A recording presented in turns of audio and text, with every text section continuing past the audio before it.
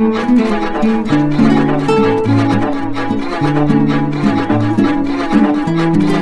हार को सीख कहा जाता है, तो सबसे बड़ा सवाल कांग्रेस से है कि क्या पार्टी ने कुछ सीखा, और उससे भी बड़ा सवाल है कि क्या राहुल गांधी या मल्लिकार्जुन खड़गे ने कुछ सीखा। सोशल मीडिया पर दिखी भीड़ और जमीनी हकीकत में आसमान और जमीन का अंतर होता है, और कांग्रेस इसे भली भांति जानती है। जिन राज्यों में सत्ता कांग्रेस के हाथ में थी, सरकार थी, संगठन था और तो और चेहरा भी था, लेकिन चुनाव आए और कांग्रेस से सत्ता फिसल गई। और आज आगामी राज्यों के विधानसभा चुनाव, जहां आसाम, पश्चिम बंगाल, तमिलनाडु और केरल में कांग्रेस लड़खड़ा गई है, जिसका उदाहरण और सच आज हम आपके सामने पेश करने जा रहे हैं। हर उस चेहरे का जिक्र करेंगे जिससे कांग्रेस और राहुल गांधी की टेंशन और मुसीबत दोनों बढ़ सकती है। पूरी लिस्ट हम गिनवाएंगे। जी हाँ, पिछले कई चुनावों में कांग्रेस का अस्तित्व खत्म हो गया है, और ये हार सिर्फ वोटों की नहीं थी, ये हार थी राहुल गांधी और कांग्रेस की रणनीति की।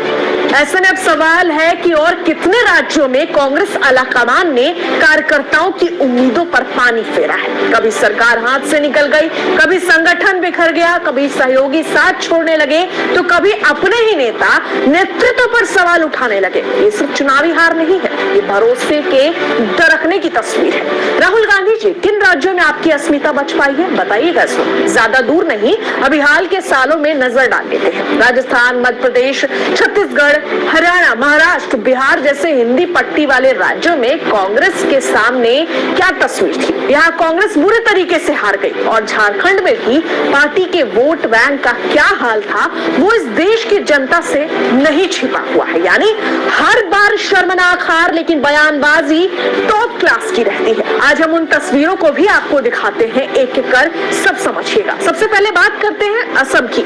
असम के प्रदेश कांग्रेस अध्यक्ष भूपेंद्र कुमार बोरा ने पार्टी अध्यक्ष मल्लिकार्जुन खड़गे को इस्तीफा भेज दिया। उनका आरोप था कि उन्हें नजरअंदाज किया जा रहा है, राज्य इकाई में उन्हें सम्मान नहीं मिल रहा है, बेहाली प्रकरण और माजुली यात्रा जैसे फैसलों पर उनकी राय नहीं सुनी गई। मतलब साफ है कि असंतोष अंदर तक है। असम में कांग्रेस पहले से ही संघर्ष कर रही है। मुख्यमंत्री हिमंता बिस्वा शर्मा के मजबूत नेतृत्व के सामने पार्टी कमजोर पड़ती दिख रही है। मुस्लिम नेताओं में भी ये भावना पनप रही है कि उन्हें पर्याप्त महत्व नहीं दिया जा रहा है।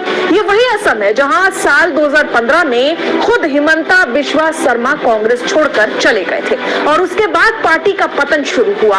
और अब जब प्रदेश अध्यक्ष ही नाराज होकर इस्तीफा दे देंगे, तो कार्यकर्ताओं के मन में सवाल उठना स्वाभाविक है। क्या आलाकमान जमीन की आवाज सुन रहा है? क्या राहुल गांधी को राज्यों की नब्ज का सही अंदाजा है? ये सवाल उठ रहे हैं। अब बात करते हैं तमिलनाडु की, जहां कांग्रेस के गठबंधन में दरार की आहट साफ सुनाई दे रही है। तमिलनाडु में कांग्रेस की सबसे बड़ी ताकत है उसका गठबंधन, एमके स्टालिन के नेतृत्व वाली डीएमके।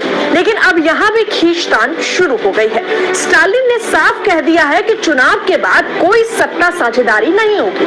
कांग्रेस के कुछ नेताओं ने ज्यादा सीटों और सरकार में हिस्सेदारी की मांग उठाई, तो इससे षड्यंत्र करार दे दिया गया। कांग्रेस नेता मणिकम टैगोर ने स्टालिन के प्रति वफादारी जताई, लेकिन सीट बंटवारे और स्थानीय चुनावों में आरक्षण जैसे मुद्दों पर खींचतान जारी है। ऊपर से अभिनेता से नेता बने विजय की पार्टी टीवीके के उभार ने समीकरण और जटिल कर दिए हैं। अब सोचिए, अगर डीएमके का साथ कमजोर हुआ तो तमिलनाडु में कांग्रेस की जमीन और भी सिकुड़ जाएगी। राहुल गांधी के लिए ये गठबंधन टूटने का खतरा सबसे बड़ा सिरदर्द बन सकता है। पश्चिम बंगाल की बात करते हैं, जहां है एकला चलो की राह। राष्ट्रीय स्तर पर बीजेपी के खिलाफ कांग्रेस टीएमसी के साथ है, लेकिन राज्य में आमने सामने हो गई है। मुख्यमंत्री ममता बनर्जी ने साल 2026 के विधानसभा चुनाव अकेले लड़ने का ऐलान कर दिया। जवाब में कांग्रेस ने भी 294 सीटों पर अकेले चुनाव लड़ने का फैसला कर लिया। मतलब साफ है कि गठबंधन जमीन पर बिखर चुका है।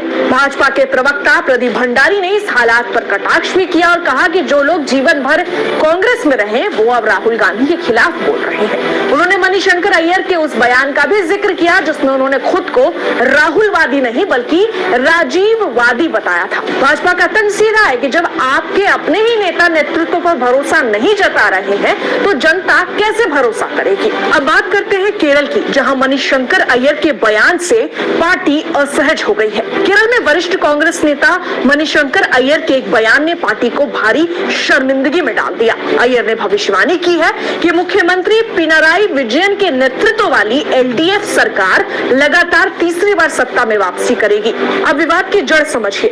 अय्यर ने न केवल विजयन की जीत का दावा किया बल्कि उनके शासन को शानदार भी बताया है। अब पूरी तस्वीर देखिए।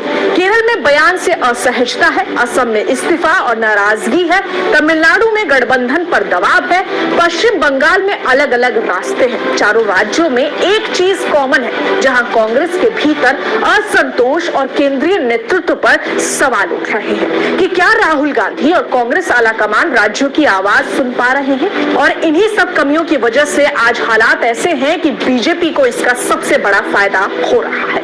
आज हालात ऐसे भी हैं कि सवाल सिर्फ विपक्ष से नहीं बल्कि अपनों से उठ रहे हैं, और जब सवाल घर के अंदर से उठने लगे तो आग ज्यादा तेज चलती है।